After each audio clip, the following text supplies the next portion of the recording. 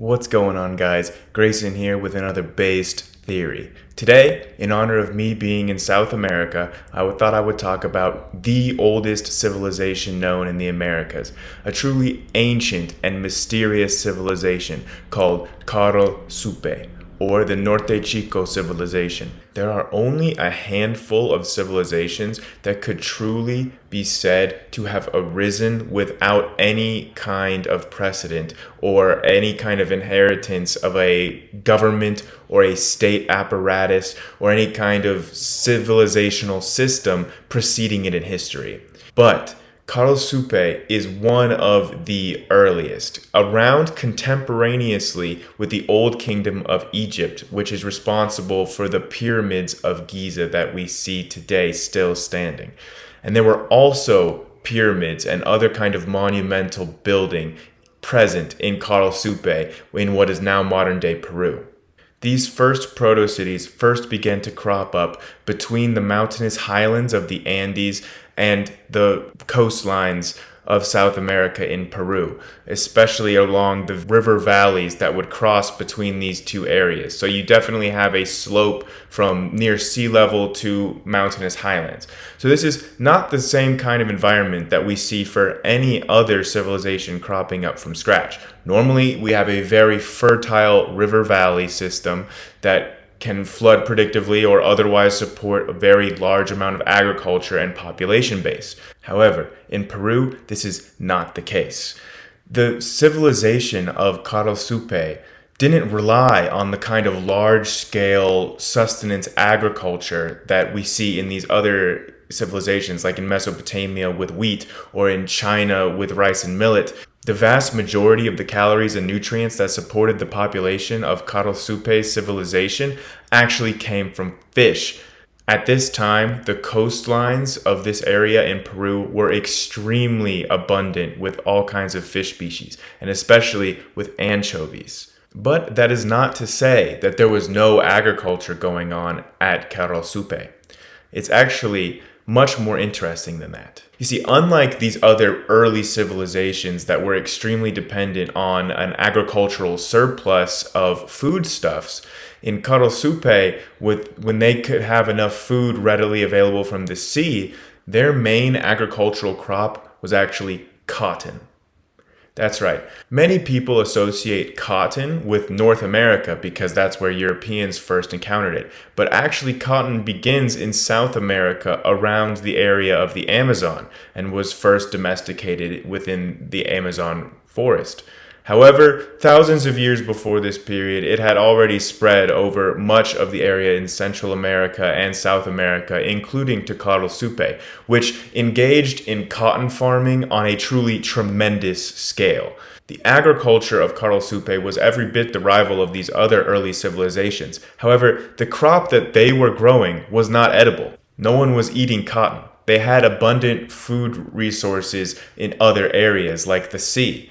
However, they did employ all kinds of cotton-based textile technology. They actually wove this cotton into fishing nets so that they could engage in the kind of large-scale industrialized fishing that could support such a massive population. There were over 30 different population centers at the apex of the Caral Supe civilization. But that is not the only use for the wonder crop that was cotton. In addition to fishing nets and other kind of implements that could help in daily life like ropes and clothing items, there was also another kind of cotton technology that has been found in Caral Supe archaeological sites that is truly mind-blowing. It's called quipo, and it will be used for Incan and Peruvian civilizations like the Chauvin culture as well for literally hundreds and thousands of years after Caral Supe. So the fact that we first find quipo in these sites is truly speaking to the kinds of inheritance and legacy that was left by this most ancient American civilization to its cultural descendants and those that came after in the Andes region. Quipo is a writing system that's based on knots within strings. So instead of writing down individual letters on like clay tablets like they did in Mesopotamia or on bone shells like in China, they didn't write anything down that would be passed on and would last for us. But their writing system was actually done by different kinds of knots, which would be kind of similar to letters or words in traditional writing systems. But these were woven into long strings that were then read sequentially by the order of the knots. So it's a little bit unclear about how old this quipo system is, but if it truly does date back to 2000 in 3000 BC, that would make it a contender for one of the oldest writing systems ever developed by humans, which is truly astounding because writing is typically seen as the hallmark of civilization. And when Mesopotamia first develops writing, it's like a whole new phase in the civilizational history of the area. Everything becomes into color and we get actual historical details and names and something of the life of these civilizations, which unfortunately we do not have for Caral Supe, because quipo, even in the Chauvin culture hundreds of years later, or in the Peruvians that came afterwards, we still have not deciphered what this quipo language means. The actual meanings behind the different knots, in order to interpret what is being said in the very few quipo remains we actually do have, was lost in the Spanish invasion. But it speaks to the kind of sophistication that we're talking about in Caral Supe, which doesn't just limit itself to textile technologies, right? This was also a site of monumental building. Caral Supe was actually the first to build step pyramids in the Americas, in what seems to be an independent development of the technology in this entire region of the world. Now, if you're going to want to build something at a monumental scale that's impressive with stone, a step pyramid is the easiest way to build height with stability. So if you just build a tower, that's liable to fall down. But a step pyramid that gets taller and taller as it decreases in surface area is actually going to be much more stable over the long term. And so that would be an explanation for why we see this kind of architecture crop up all over the world. I mean, think about that. We are literally talking about the invention of things like cities, states, governments, massive building projects. It all begins in this region with Caral Supe. As we can see, the downside of this cotton textile technology is that many of it rots away and we don't have any kind of record for what these people were making, what their art was, what these patterns that they were creating were in their textiles, how their clothing looked, or what kind of messages they were leaving behind in their quipo. What kind of histories these people had is totally lost. But we can tell from what they did leave behind that they were engaging in a civilization of a truly monumental scale. The step pyramids and other stonework that we have from this civilization speak to the amount of people that could be mobilized to perform labor for this proto-state. Now, we don't know what kinds of means of compulsion were causing these people to come together and build these massive monuments. We don't know. It could have been religious in nature. Like, it seems evident that these structures were some kind of religious temple. There was some kind of gatekeeping, either of gods or of supernatural powers or of psychedelic experiences, some kind of ritual gatekeeping where the people had to come to these temples or had to give some kind of gifts or taxes or labor to these temples in order to participate with whatever religion was being followed at the time. Again, since we don't have many inscriptions and most of the cotton textiles for this area have been lost, it's almost impossible to speculate what was the nature of this religion.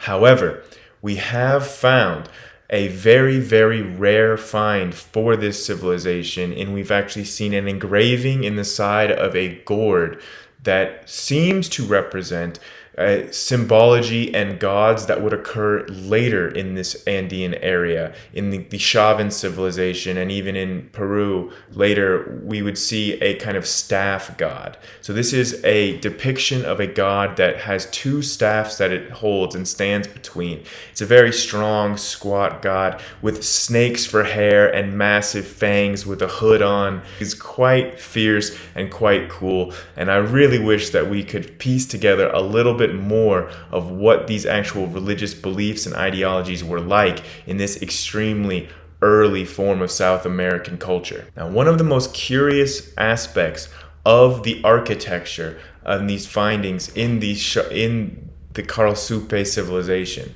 is that we find no inscriptions, like we mentioned, but also no kinds of art, no kinds of sculpture, nothing preserved in the stone. So that makes it unique to all other civilizations that we see any kind of trace of in the archaeological record. Usually we see engravings or flourishes or some kind of artistic touch. But at least with the stonework in Caral Supe, we don't see anything flourishing or standing out. It's just the bare bones. But this has caused many archaeologists to speculate, and with some evidence to support that these structures were actually covered in rich cotton tapestries. All kinds of patterns and intricately woven. You could have had patterns, symbols, telling a story of the history. So much could have been portrayed. It's very difficult to speculate just how this civilization and these massive monuments would have looked covered in cotton tapestry decorations. But can you just use your imagination to think about what kind of patterns you might decorate a giant pyramid with? I mean, this civilization probably looked stunning and spectacular to see at that time, especially when there is no other kinds of civilization or urbanized centers in the entire known world if you are a South American at this time. I mean, this is truly amazing stuff to visit and see, and I would imagine that they were a huge source of pilgrimage, both religious, economic in nature for all of the surrounding areas. And that explains how the cultural legacy of Caral Supe would continue to impact civilizations in Peru and beyond, all the way to Central and South America, even North America, for hundreds and thousands of years after it collapsed due to a combination of climate change, earthquakes, political instability, you name it. It's multifactorial. But even after the exact civilization of Caral Supe passed away, we are still able to see the kinds of impacts that it left in the civilizations that came afterwards. And we are still able to marvel in the archaeological monumental sites that they left behind. However, in comparison to sites like Egypt or Mesopotamia or ancient China and India, the amount that we know about Caral Supe is extremely limited because of their most impressive technological feature, cotton textiles, which unfortunately don't last. But just imagine what it would have looked like to see those vibrant, colorful tapestries and giant pyramids in the earliest civilization in the entire Americas.